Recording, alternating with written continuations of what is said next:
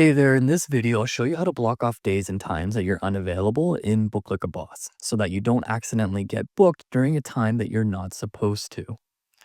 To do this, click Calendar from your top menu, then click New Time Off Event.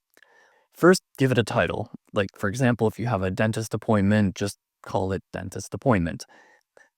Then choose the date, let's say Tuesday, July 15th. Next, if you want to add a specific time, make sure to check the checkbox here that says with time. Let's say the appointment is, for example, at 11 a.m., then the end time is for the same date, let's say 12 p.m. If you're going to be gone for the entire day, you can just uncheck the with time checkbox and set the dates you won't be available.